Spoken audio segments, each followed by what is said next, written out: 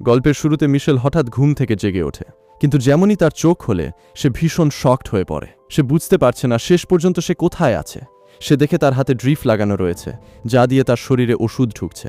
সে যে জায়গায় শুয়েছিল তা পুরোপুরি একটা বন্ধ ঘর, যেখান থেকে বাইরে বের হওয়ার কোনো রাস্তা দেখা যাচ্ছে না। এর থেকেও বেশি ভয় পাওয়ার মতো বিষয় ছিল যে তার পায়ে একটা মোটা লোহার শিকল বাঁধা ছিল, যা তাকে ঘরের ভেতরেই বন্দি করে রেখেছিল।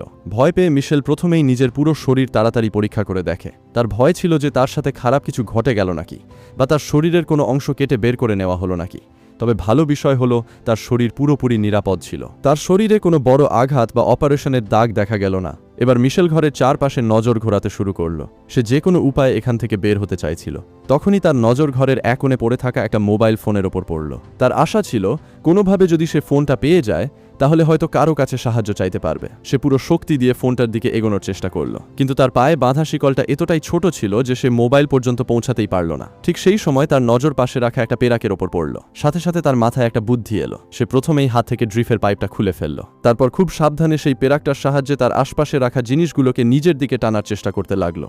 অনেক চেষ্টার পর সে কোনোভাবে মোবাইলটা হাতে পেতে সফল হলো, কিন্তু যেমনই সে ফোন চালু করে নেটওয়ার্ক পরীক্ষা করল তার সব আশা ভেঙে গেল। ফোনে কোনো সিগন্যাল ছিল না। তার মানে এই ফোন দিয়ে সে কাউকে ফোনও করতে পারবে না, আর কোনো বার্তাও পাঠাতে পারবে না।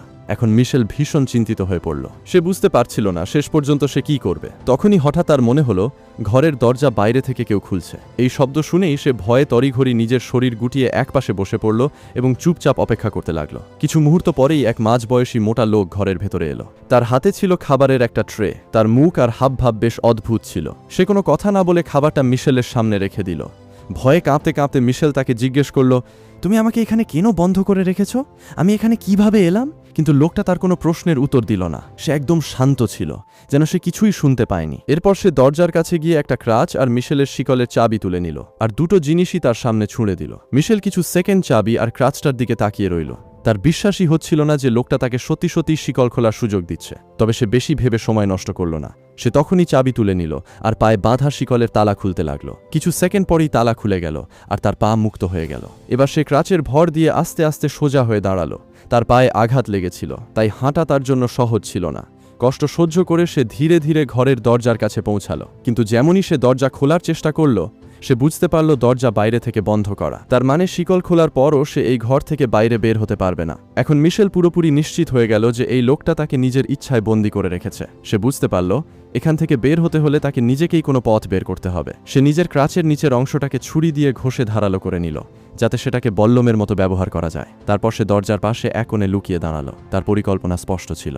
লোকটা পুনরায় ঘরে আসা মাত্রই সে তার ওপর হামলা করবে এবং যে কোনো উপায়ে এখান থেকে পালিয়ে যাবে।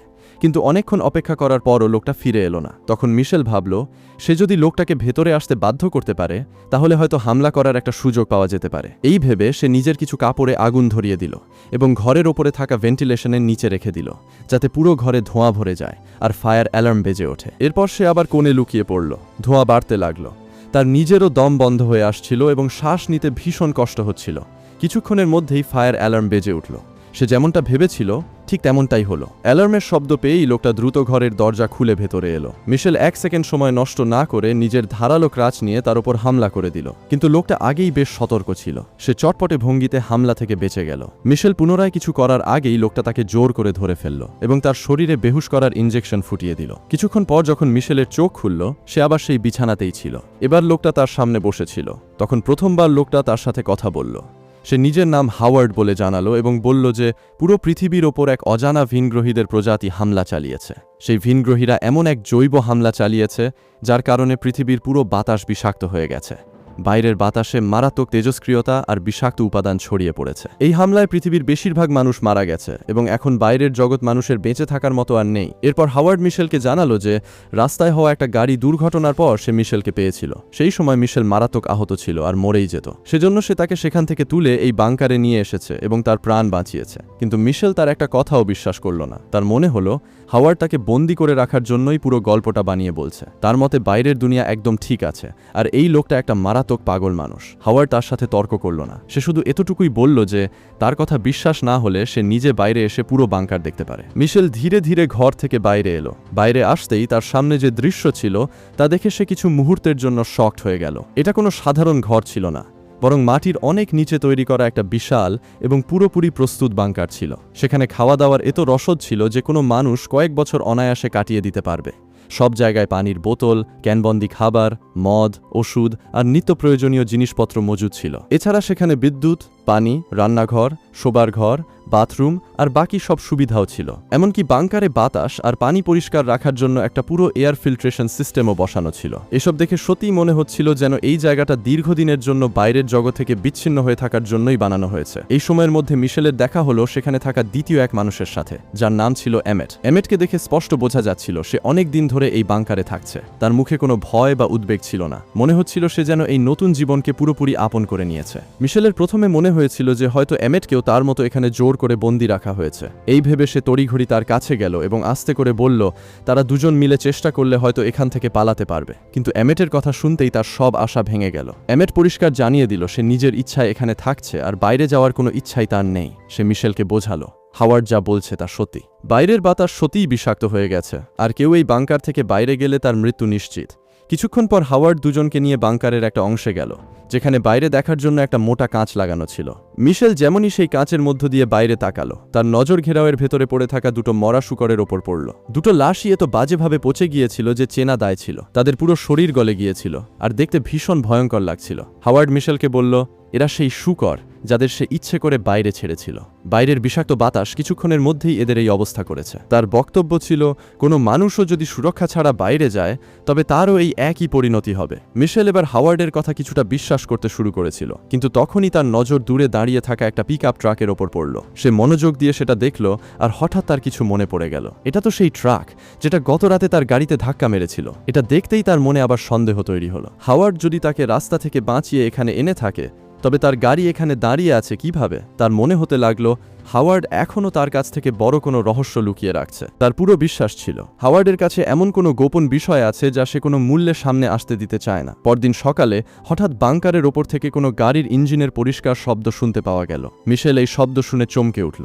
বাইরে যদি সত্যি কোনো জীবিত মানুষ না বেঁচে থাকে তবে এই গাড়ি কে চালাচ্ছে? এখন তার আগের থেকেও বেশি বিশ্বাস হলো যে হাওয়ার্ড তার সাথে ক্রমাগত মিথ্যা বলছে। এই দিনগুলোতে মিশেল আরও একটা বিষয় লক্ষ্য করল। যখনই সে আর এমেট একা কথা বলার চেষ্টা করত, হাওয়ার্ড সেটা একদম পছন্দ করত না। সে সবসময় কোনো না কোনো বাহানায় তাদের মাঝে চলে আসত আর দুজনের ওপর নজর রাখত। তখনই একদিন মিশেলের নজর হাওয়ার্ডের কোমরে ঝুলে থাকা চাবির গোছার ওপর পড়ল।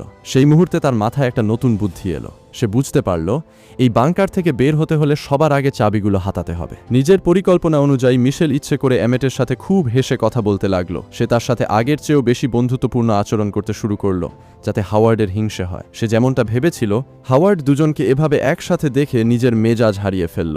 সে রাগে দুজনের ওপর চিৎকার করতে লাগলো আর তাদের যা তা বলতে শুরু করলো। এই সময় তার পুরো মনোযোগ রাগের দিকেই ছিল। মিশেল খুব চালাকি করে তার কোমর থেকে চাবির গোছাটা বের করে নিল আর চুপচাপ নিজের হাতের মুঠোয় লুকিয়ে ফেলল। তারপর সে এমন দেখাতে লাগলো যেন সে হাওয়ার্ডকে ভীষণ ভয় পেয়েছে। কিন্তু কিছুক্ষণ পরেই হাওয়ার্ড টের পেল যে তার চাবি গায়েব হয়ে গেছে। সে তখনই বুঝতে পারল এই কাজ মিশেল বা এমেটি করেছে। সে দুজনকে জিজ্ঞাসাবাদ করতে যাবে, তখনই ওপর থেকে আবারও কোনো গাড়ি যাওয়ার শব্দ এলো। এই শব্দে হাওয়ার্ডের মনোযোগ কিছু সময়ের জন্য সরে গেল। মিশেল এই সুযোগের সদ্ব্যবহার করল। সে পাশে রাখা মদের একটা ভারী বোতল তুলে নিল আর পুরো শক্তি দিয়ে হাওয়ার্ডের মাথায় আঘাত করল। হাওয়ার্ড সেখানেই হেলে দুলে পড়ে গেল। মিশেল এক মুহূর্ত সময় নষ্ট না করে মূল দরজার দিকে দৌড়ালো, কিন্তু সেখানে পৌঁছে তার মাথার ওপর যেন আকাশ ভেঙে পড়ল।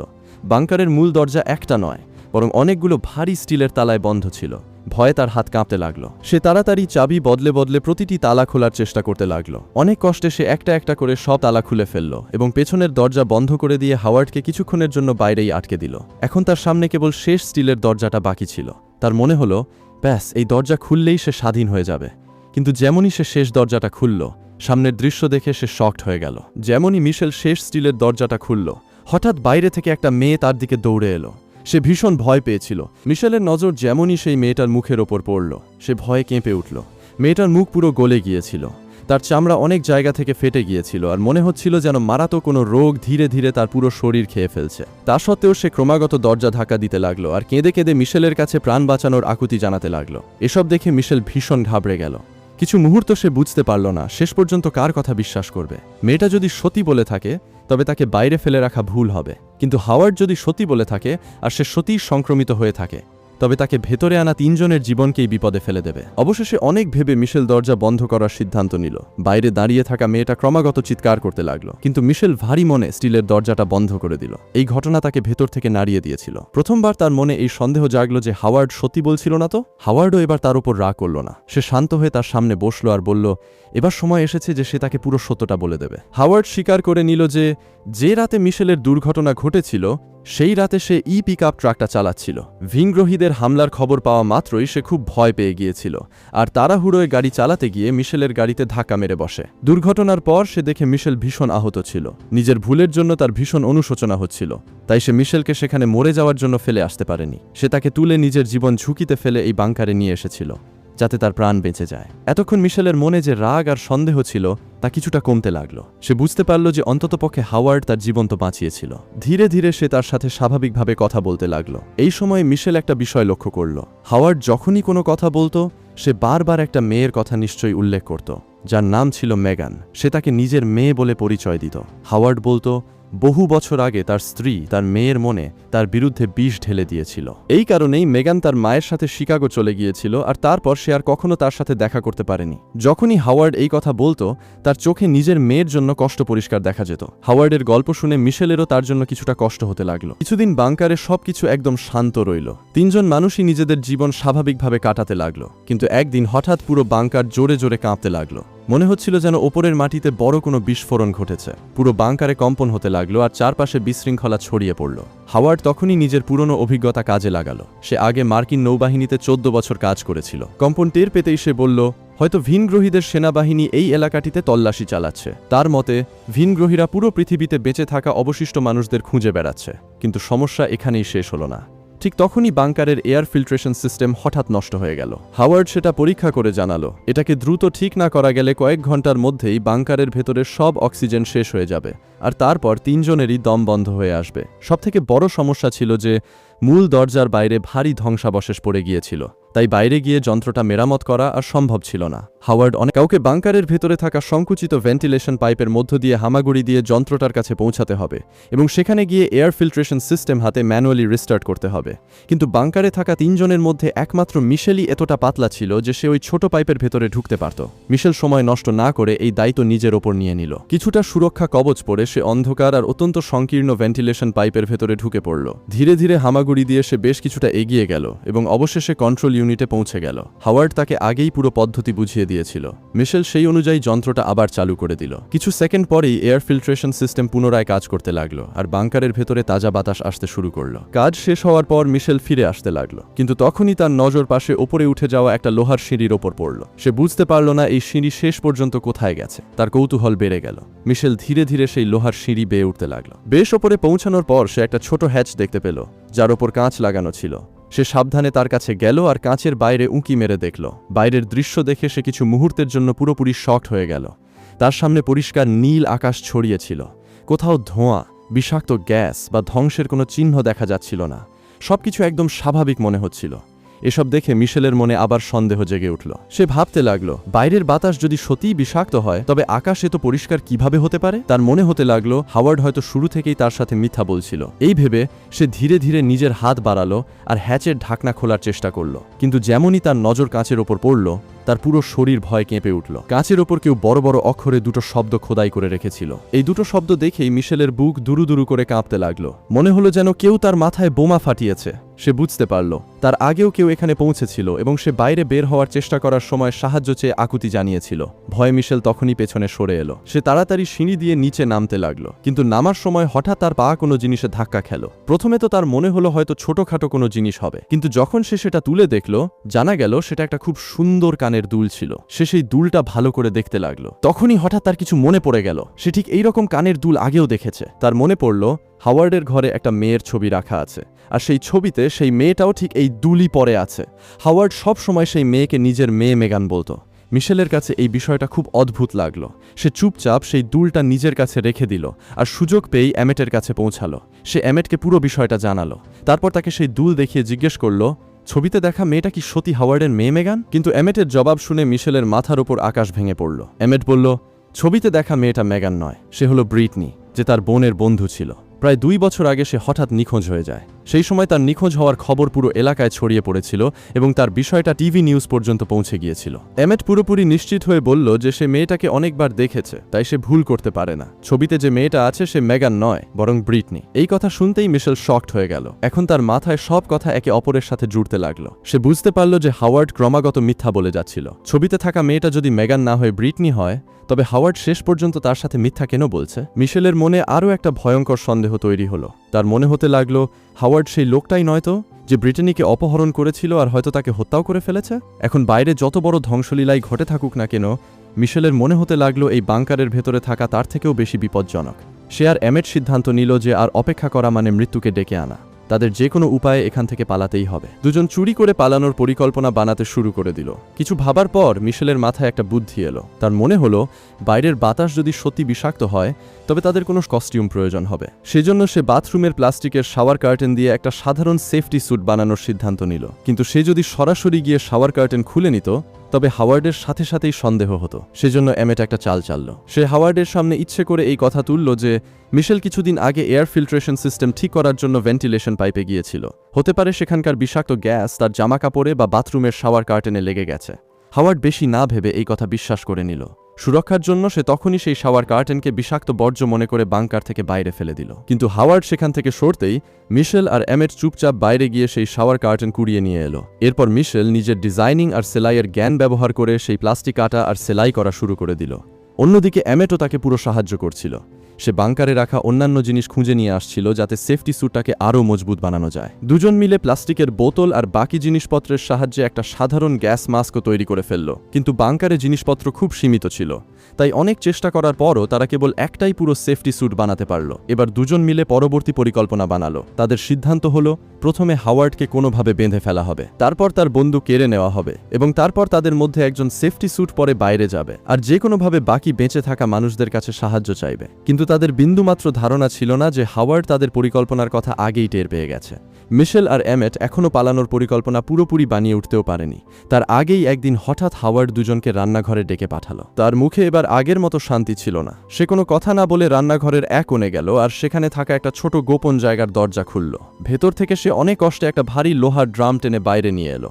ড্রাম বাইরে রাখার পর হাওয়ার্ড দুজনের দিকে তাকালো আর বলল, এই ড্রামে পারক্লোরিক অ্যাসিড ভরা আছে। এটা এতটাই মারাত্মক অ্যাসিড যে কোনো মানুষের শরীরে পড়লে মাংস তো দূর, হাড় পর্যন্ত গলে যাবে আর কিছুই বাকি থাকবে না। এতটা বলার পর হাওয়ার্ড নিজের পকেট থেকে একটা কাঁচি বের করলো আর কোনো কথা না বলে সেটাকে সোজা সেই অ্যাসিডে ভরা ড্রামে ফেলে দিল। কিছু সেকেন্ডের মধ্যেই সেই কাঁচিটা পুরোপুরি গলতে লাগলো। এটা দেখে মিশেল আর এমেটের মুখের রং উড়ে গেল। মিশেল তখনই সেই কাঁচিটা চিনতে পারল। এটা তো সেই কাঁচি যা দিয়ে সে চুরি করে প্লাস্টিক কেটে সেফটি স্যুট সেলাই করছিল। এখন দুজনই বুঝতে পারল যে হাওয়ার্ড তাদের পুরো পরিকল্পনার ব্যাপারে জেনে গেছে। সে জেনে গেছে যে দুজন তার বিরুদ্ধে বড় কিছু করতে যাচ্ছিল। দুজনের বুকের ধুকপুকানি বেড়ে গেল। তারা বুঝতে পারছিল না এবার হাওয়ার্ড তাদের সাথে কি করবে। তখনই হঠাৎ এমেট এগিয়ে এলো। সে মিশেলকে বাঁচানোর জন্য সব দায় নিজের ওপর নিয়ে নিল। সে হাওয়ার্ডকে বলল, পালানোর পরিকল্পনা কেবল তারই ছিল, মিশেলের এতে কোনো দোষ নেই। সে মিশেলকে এই সবে জড়িয়েছিল। এমেট বারবার হাওয়ার্ডের কাছে ক্ষমা চাইতে লাগলো। সে বলল যে তার থেকে বড় ভুল হয়ে গেছে। হাওয়ার্ড যদি তাকে আর একটা সুযোগ দেয়, তবে সে আর কখনো এমন করবে না। কিছু মুহূর্ত হাওয়ার্ড কোনো কথা না বলে তাকে দেখতে লাগলো, কিন্তু তার পরের মুহূর্তেই কোনো সতর্কতা ছাড়া হাওয়ার্ড নিজের পিস্তল বের করল আর এমেটের মাথায় গুলি করে দিল। গুলি লাগতেই এমেট সেখানেই মাটিতে পড়ে গেল আর কিছু সেকেন্ডের মধ্যেই তার মৃত্যু হলো। সবকিছু এত দ্রুত ঘটল যে মিশেল ভয়ে সেখানে স্থির হয়ে দাঁড়িয়ে রইল। তার চোখের সামনে তার একমাত্র সঙ্গী মারা গেল। এখন পুরো বাংকারে কেবল দুজন মানুষই বেঁচে রইল, মিশেল আর হাওয়ার্ড। অবাক করার বিষয় ছিল যে হাওয়ার্ড মিশেলের কোনো ক্ষতি করল না। এর বদলে সে তার কাছে এলো এবং তাকে শান্ত করার চেষ্টা করতে লাগলো। সে এমন আচরণ করতে লাগলো যেন কিছুই হয়নি। কিন্তু মিশেল এখন বুঝে গিয়েছিল যে হাওয়ার্ড কতটা বিপজ্জনক মানুষ। বাইরে যাই বিপদ থাকুক না কেন, এই বাংকারের ভেতরে তার সাথে থাকাও মৃত্যুর চেয়ে কম কিছু ছিল না। তা সত্ত্বেও সে নিজের মুখে ভয় প্রকাশ করল না। সে বাধ্য হয়ে হাওয়ার্ডের সব কথা মানার নাটক করতে লাগলো। মনে মনে সে কেবল একটাই কথা ভাবছিল, এখন তাকে যত তাড়াতাড়ি সম্ভব এখান থেকে পালাতে হবে। ওদিকে সে লুকিয়ে সেফটি স্যুটের শেষ অংশটাও তৈরি করে ফেলল। এখন তার পরিকল্পনা প্রায় সম্পূর্ণ ছিল, কিন্তু ভাগ্য আরও একবার তার সাথে দিল না। একদিন সে যখন সেফটি স্যুটের শেষ কাজটা শেষ করতেই যাচ্ছিল, তখনই বাইরে থেকে হাওয়ার্ডের আসার শব্দ পাওয়া গেল।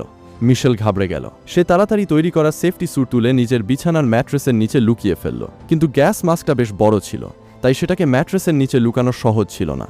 বাধ্য হয়ে সে সেটাকে পাশেই থাকা ভেন্টিলেশনের ভেতরে গুঁজে দিল। ঠিক সেই সময় হাওয়ার্ড ঘরে প্রবেশ করল। এবার তার রূপ আগের থেকে একদম আলাদা ছিল। সে নিজের লম্বা দাড়ি কেটে ফেলেছিল আর নিজেকে ভালোভাবে তৈরি করে রেখেছিল। তাকে দেখে স্পষ্ট বোঝা যাচ্ছিল যে এখন সে মিশেলকে চিরকালের জন্য নিজের সাথে রাখতে চায়। তার মনে মিশেলের প্রতি বিপজ্জনক ইচ্ছা তৈরি হয়ে গিয়েছিল, কিন্তু মিশেলের মনে এখন তার জন্য কেবল ভয় আর ঘৃণা ছিল। হাওয়ার্ড ঘরে চারপাশে নজর ঘোরালো। প্রথম নজরে সে সন্দেহজনক কিছু দেখতে পেল না। সে যেমনই পেছন ফিরে বাইরে যেতে লাগলো, তখনই ভেন্টিলেশনের একটা ঢিলে হয়ে থাকা স্ক্রু নিচে পড়ে গেল। স্ক্রু পড়ার শব্দ শুনে হাওয়ার্ড সাথে সাথে থেমে গেল। সে সন্দেহভাজন চোখে ভেন্টিলেশনের দিকে তাকালো আর সেখানে গিয়ে হাত দিয়ে পরীক্ষা করতে লাগলো। ভাগ্যবশত তার উচ্চতা এত বেশি ছিল না যে সে ভেতরে রাখা গ্যাস মাস্কটা দেখতে পেত, তাই সে সেখানে কিছুই পেল না। মিশেল স্বস্তির শ্বাস নিতেই যাচ্ছিল, তখনই হাওয়ার্ডের নজর ম্যাট্রেসের নিচ থেকে বের হয়ে থাকা সেফটি স্যুটের একটা ছোট অংশে পড়ে গেল। তার সাথে সাথেই সন্দেহ হয়ে গেল। সে এক মুহূর্ত দেরি না করে ম্যাট্রেসটা তুলে ফেলে দিল। ম্যাট্রেসের নিচে লুকানো পুরো সেফটি স্যুটটা তার সামনে চলে এলো। এখন মিশেল বুঝতে পারল তার গোপন বিষয় পুরো প্রকাশ পেয়ে গেছে। এখন তার কাছে ভাবার সময় ছিল না। সে বিদ্যুতের গতিতে হাওয়ার্ডকে ধাক্কা দিল, ঘর থেকে বাইরে দৌড়ালো আর সাথে সাথে দরজা বন্ধ করে তাকে কিছু সেকেন্ডের জন্য ভেতরে বন্ধ করে দিল। এরপর সে পুরো শক্তি দিয়ে রান্নাঘরের দিকে দৌড়ালো। রান্নাঘরে পৌঁছে তার নজর একটা বড় কন্টেইনারের ওপর পড়ল, যাতে তরল নাইট্রোজেন ভরা ছিল। ঠিক সেই সময় হাওয়ার্ডও দরজা ভেঙে তার পেছনে পেছনে রান্নাঘরে পৌঁছে গেল। মিশেল তার দিকে তাকালো। এখন তার মুখে ভয় নয়, বরং রাগ ছিল। সে বুঝতে পেরেছিল এই লোকটার হাত থেকে বাঁচার এখন একটাই উপায় আছে। আজ যদি সে একে না থামায়, তবে সে আর কখনো এই বাংকার থেকে জীবিত বের হতে পারবে না। 1 সেকেন্ড সময় নষ্ট না করে মিশেল নিজের পা দিয়ে সজোরে লাথি মেরে সেই বড় ড্রামটাকে ফেলে দিল, যাতে পারক্লোরিক অ্যাসিড ভরা ছিল। ড্রাম মাটিতে পড়তেই অ্যাসিড চারপাশে ছড়িয়ে পড়ল। হাওয়ার্ড নিজেকে সামলাতেও পারল না, আর তার পুরো শরীর সেই মারাত্মক অ্যাসিডের কবলে চলে এলো। অ্যাসিড তার শরীরকে বাজেভাবে পোড়াতে লাগলো। তার চামড়া ধীরে ধীরে গলতে লাগলো আর কষ্টে সে চিৎকার করতে লাগলো। এই সময়ের মধ্যে অ্যাসিড পাশে পড়ে থাকা বিদ্যুতের তার পর্যন্ত পৌঁছে গেল। তার শর্ট সার্কিট হলো আর দেখতে দেখতে পুরো বাংকারে আগুন লেগে গেল। মিশেল এই সুযোগের ব্যবহার করল। হাওয়ার্ড যখন কষ্টে ছটফট করছিল আর তার পিছু নেওয়ার মতো অবস্থায় ছিল না, তখন মিশেল পুরো শক্তি দিয়ে নিজের ঘরের দিকে দৌড়ালো। সে তাড়াতাড়ি নিজের বানানো সেফটি স্যুট তুলে নিল আর বাইরে বের হওয়ার জন্য দৌড়ে চলল। কিন্তু যেমনই সে ঘর থেকে বাইরে বের হলো, হাওয়ার্ড আবার তার সামনে এসে দাঁড়ালো। তার পুরো শরীর অ্যাসিডে ঝলসে গিয়েছিল, মুখ চেনাও অসম্ভব হয়ে পড়েছিল। তবুও সে কোনো মূল্যে মিশেলকে পালাতে দিতে চাইছিল না। হাওয়ার্ড পুরো শক্তি দিয়ে তার দিকে এগোতে লাগলো, কিন্তু এবার মিশেল একদম থামল না। সে পাশে রাখা একটা বড় লোহার র্যাককে পুরো শক্তি দিয়ে তার দিকে ধাক্কা মেরে দিল। ভারী র্যাকটা সোজা হাওয়ার্ডের ওপর পড়ে গেল আর সে কিছুক্ষণের জন্য তার নিচে চাপা পড়ে রইল। মিশেল পেছনে না তাকিয়ে দৌড়াতে দৌড়াতে বাংকারের মূল রাস্তায় পৌঁছে গেল, কিন্তু সেখানে পৌঁছে তার আশা আবার ভেঙে গেল। আগুন এত জোরে ছড়িয়ে পড়েছিল যে বাইরে যাওয়ার পুরো রাস্তা আগুনের শিখায় ঘিরে গিয়েছিল। এখন সেই রাস্তা দিয়ে বের হওয়া অসম্ভব ছিল। তার কাছে কেবল একটাই পথ বাকি ছিল। সে সাথে সাথে ভেন্টিলেশনের ভেতরে ঢুকে পড়ল আর সেই সংকীর্ণ পাইপে হামাগুড়ি দিয়ে এগোতে লাগলো। কিন্তু হাওয়ার্ড এখনও তার পিছু ছাড়েনি। সে কোনোভাবে জানতে পেরেছিল যে মিশেল ভেন্টিলেশনের ভেতরে আছে। সে পাইপের ওপর দিয়ে দৌড়াতে লাগলো আর হাতে থাকা ছুরি দিয়ে বারবার ভেন্টিলেশনে আঘাত করতে লাগলো। প্রতিবার ছুরি পাইপ ভেদ করে ভেতরে পৌঁছে যাচ্ছিল। মিশেল নিজের পুরো প্রাণ দিয়ে এগিয়ে যেতে লাগলো। অনেক সময় ছুরি তার শরীর থেকে মাত্র কয়েক ইঞ্চি দূরে ছিল। সে যদি একটুও ধীর গতির হতো, তবে সেখানেই মারা যেত। অনেকক্ষণ হামাগুড়ি দেওয়ার পর অবশেষে সে সেই সিঁড়ির কাছে পৌঁছে গেল, যা সে আগে দেখেছিল। সে তাড়াতাড়ি ওপরে উঠতে লাগলো এবং হ্যাচের নিচে পৌঁছে গেল। সবার আগে সে নিজের সেফটি স্যুট পরে নিল। তারপর প্লাস্টিকের বোতল দিয়ে বানানো গ্যাস মাস্ক নিজের মুখে লাগিয়ে নিল। এরপর সে নিজের সাথে নিয়ে আসা তরল নাইট্রোজেন তুলে নিয়ে হ্যাচের তালায় ঢেলে দিল। কিছু সেকেন্ডের মধ্যেই তালা মারাত্মকভাবে জমে গেল। মিশেল পুরো শক্তি দিয়ে সেই জমে যাওয়া তালার ওপর আঘাত করল। জমে যাওয়া তালা ভেঙে টুকরো টুকরো হয়ে গেল। সে সাথে সাথে হ্যাচ খুলল আর সিঁড়ি বেয়ে উঠে প্রথমবার বাংকার থেকে বাইরে মাটিতে চলে এলো। বাইরে বের হতেই সে চারপাশে নজর ঘোরালো। পুরো এলাকায় এক অদ্ভুত নীরবতা ছড়িয়েছিল। আশপাশে কোনো মানুষ দেখা যাচ্ছিল না, চারদিকে নিস্তব্ধতা ছিল। তখনই হঠাৎ তার ওপর দিয়ে পাখিদের একটা দল উড়ে গেল। এটা দেখে সে অবাক হয়ে গেল। বাইরের বাতাস যদি সত্যি বিষাক্ত হতো, তবে পাখিরা বেঁচে ছিল কিভাবে? কিছু মুহূর্ত ভেবে সে ধীরে ধীরে নিজের গ্যাস মাস্ক খুলে ফেলল। সে ভয় পেতে পেতে একটা গভীর শ্বাস নিল, কিন্তু তার শ্বাস একদম স্বাভাবিক রইল। বাইরের বাতাস পুরোপুরি পরিষ্কার আর তাজা ছিল। তার শ্বাস নিতে কোনো কষ্ট হচ্ছিল না। এখন সে পুরোপুরি দ্বিধায় পড়ে গেল। তার মনে হতে লাগলো হয়তো হাওয়ার্ড সত্যিই তার সাথে মিথ্যা বলেছিল। কিন্তু তখনই দূরের আকাশে হঠাৎ একটা বড় কালো ছায়া দেখা গেল। মিশেল সেদিকে মনোযোগ দিয়ে তাকালো আর তার পরের মুহূর্তেই তার মুখের রং উড়ে গেল। ওটা কোনো মেঘ ছিল না, ওটা ছিল একটা বিশাল ভিনগ্রহীদের স্পেসশিপ। ঠিক সেই সময় মাটিতে হতে থাকা বিস্ফোরণের কারণে স্পেসশিপের নজর তার দিকে চলে গেল। কিছু সেকেন্ডের মধ্যেই সেটা দ্রুত গতিতে মিশেলের দিকে উড়ে আসতে লাগলো। এখন মিশেল নিজের চোখে স্পষ্ট দেখতে পাচ্ছিল যে এটা সত্যিই একটা ভিনগ্রহীদের যান ছিল। সেই মুহূর্তে সে বুঝতে পারল হাওয়ার্ড পুরোপুরি মিথ্যাবাদী ছিল না, পৃথিবীর ওপর সত্যি ভিনগ্রহীদের হামলা হয়ে গিয়েছিল।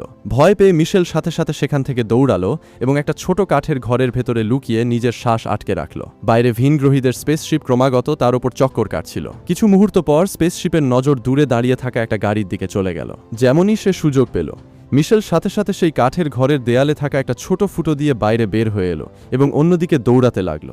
দৌড়াতে দৌড়াতে তার নজর দূরের একটা জায়গায় পড়ল, যেখানে হালকা আলো জ্বলছিল। তার মনে হলো হয়তো সেখানে কোনো বাড়ি আছে, আর হতে পারে কিছু মানুষ এখনো বেঁচে আছে। এই আশা নিয়েই সে পুরো শক্তি দিয়ে সেদিকে দৌড়াতে লাগলো। কিন্তু যেমন যেমন সে সেই জায়গার কাছাকাছি পৌঁছাতে লাগলো, তার হুঁশ উঠতে লাগলো। যাকে সে দূর থেকে বাড়ি মনে করছিল, সেটা আসলে কোনো বাড়ি ছিল না। ওটা তো ভিনগ্রহীদের স্পেসশিপের চাল ছিল। স্পেসশিপ নিজেকে একটা বাড়ির মতো বানিয়ে রেখেছিল, যাতে যে কোনো মানুষ সেটা দেখে সাহায্যের আশায় সেখানে। কিছু সেকেন্ড পরেই স্পেসশিপ নিচের দিকে একটা বিষাক্ত গ্যাস ছাড়তে শুরু করে দিল। এখন মিশেল বুঝতে পারল সে সোজা ভিনগ্রহীদের ফাঁদে আটকে গেছে। সে তখনই পেছন ফিরে পালানোর চেষ্টা করল, কিন্তু ততক্ষণে অনেক দেরি হয়ে গিয়েছিল। বাধ্য হয়ে সে তাড়াতাড়ি নিজের গ্যাস মাস্ক বের করল, যা সে আগে খুলে রেখেছিল, এবং সাথে সাথে মুখে পরে নিল। এই কারণেই সে সেই বিষাক্ত গ্যাস থেকে বেঁচে গেল। কিন্তু তার সমস্যা এখনও শেষ হয়নি। হঠাৎ একটা ভয়ঙ্কর ভিনগ্রহী জীব দ্রুত গতিতে তার দিকে দৌড়ে এলো। তাকে দেখে মিশেল মারাত্মক ভয় পেয়ে গেল এবং সাথে সাথে পাশে দাঁড়িয়ে থাকা একটা গাড়ির ভেতরে ঢুকে পড়ল। সেই ভিনগ্রহী পুরো শক্তি দিয়ে গাড়ির ওপর হামলা করতে লাগলো। সে বারবার গাড়িটাকে ঝাঁকাতে লাগলো আর ভেতরে ঢোকার চেষ্টা করতে লাগলো, কিন্তু তার শরীর এত বড় ছিল যে সে গাড়ির ভেতরে আসতে পারছিল না। মিশেল এখনও নিজেকে সামলে উঠতেও পারেনি। তখনই ওপরে চক্কর কাটতে থাকা ভিনগ্রহীদের স্পেসশিপ হঠাৎ নিজের নিচ থেকে একটা বেশ লম্বা ধাতব টেন্টাকল বের করলো। সেই টেন্টাকল পুরো গাড়িটাকে পেঁচিয়ে ধরল, আর কিছু সেকেন্ডের মধ্যেই গাড়ি বাতাসে উঠে গেল। এখন মিশেল বুঝতে পারল যে সে যদি এখনই কিছু না করে তবে তার মৃত্যু নিশ্চিত। এই সময়েই তার নজর গাড়ির সিটের নিচে রাখা একটা মদের বোতলের ওপর পড়ল। সেখানেই কিছু পুরনো সংবাদপত্রও পড়েছিল। ঠিক সেই সময়েই তার মাথায় একটা দারুণ বুদ্ধি এলো। সে তাড়াতাড়ি সংবাদপত্র মদের বোতলে লাগিয়ে একটা দেশি মোলোটফ ককটেল তৈরি করে নিল। তারপর সে গাড়ির জানালা দিয়ে বাইরে বের হলো এবং হাতে সেই জ্বলতে থাকা বোতল নিয়ে স্পেসশিপের দরজার দিকে নজর রেখে অপেক্ষা করতে লাগলো। কিছু সেকেন্ড পরেই স্পেসশিপের দরজা আবার খুলল। এটাই ছিল সেই সুযোগ যার জন্য মিশেল অপেক্ষা করছিল। সে এক মুহূর্ত সময় নষ্ট না করে পুরো শক্তি দিয়ে মোলোটফ ককটেল সোজা স্পেসশিপের খোলা দরজার ভেতরে ছুঁড়ে মারল। যেমনই বোতল ভেতরে থাকা বিষাক্ত গ্যাসের সংস্পর্শে এলো, একটা মারাত্মক বিস্ফোরণ ঘটল। পুরো ভিনগ্রহীদের স্পেসশিপ আগুনের গোলায় পরিণত হলো। বিস্ফোরণের সাথে সাথে তা টুকরো টুকরো হয়ে চারপাশে ছড়িয়ে পড়তে লাগলো। স্পেসশিপ ভেঙে যাওয়ার সাথে সাথেই গাড়িও বাতাস থেকে নিচে পড়তে লাগলো। ভাগ্যক্রমে গাড়ি প্রথমে স্পেসশিপের ভাঙা টেন্টাকলের সাথে ধাক্কা খেল, যার কারণে তার গতি অনেকটাই কমে গেল। তাই মাটিতে পড়া সত্ত্বেও মিশেলের কোনো মারাত্মক আঘাত লাগলো না। সে ধীরে ধীরে গাড়ি থেকে বের হলো আর পেছন ফিরে জ্বলতে থাকা ভিনগ্রহীদের স্পেসশিপ দেখতে লাগলো। কিছু মুহূর্ত আগে পর্যন্ত যাকে দেখে সে ভয়ে কাঁপছিল, সেই স্পেসশিপ এখন জ্বলে ছাই হয়ে যাচ্ছিল। কিন্তু মিশেল জানত যে বিপদ এখনও শেষ হয়নি। তাই সে সেখানে এক সেকেন্ডও দাঁড়ানো ঠিক মনে করল না। কিছুটা দূর হাঁটার পর সে দ্বিতীয় আরেকটা গাড়ি পেয়ে গেল। সে সাথে সাথে তাতে বসলো আর সেখান থেকে বের হয়ে গেল। কিছুক্ষণ গাড়ি চালানোর পর হঠাৎ গাড়ির রেডিও নিজে থেকেই চালু হয়ে গেল। রেডিওতে কোনো মানুষের কণ্ঠস্বর শুনতে পাওয়া গেল। সেই কণ্ঠ বলছিল যে কিছু এলাকায় এখনও মানুষ ভিনগ্রহীদের বিরুদ্ধে লড়াই করছে এবং অনেক জায়গায় নিরাপদ ক্যাম্প বানানো হয়েছে। যে সমস্ত মানুষ জীবিত আছে তাদের সেই নিরাপদ জায়গাগুলোর দিকে পৌঁছানোর পরামর্শ দেওয়া হচ্ছে। এসব শুনে মিশেল কিছু মুহূর্তের জন্য ভাবল সে চাইলে অন্য কোনো দিকে গিয়ে কেবল নিজের জীবন বাঁচাতে পারত। কিন্তু তার পরের মুহূর্তেই সে একটা বড় সিদ্ধান্ত নিল। সে গাড়ির স্টিয়ারিং ঘোরালো এবং নিরাপদ জায়গার দিকে যাওয়ার বদলে সেই দিকে গাড়ি ঘুরিয়ে দিল, যেদিকে মানুষ ভিনগ্রহীদের সাথে লড়াই করছিল। এখন সে কেবল নিজের প্রাণ বাঁচিয়ে পালাতে চাইছিল না, সে এই লড়াইয়ের অংশ হয়ে বাকি মানুষদের সাহায্য করতে চাইছিল। একই সাথে মুভিটি শেষ হয়।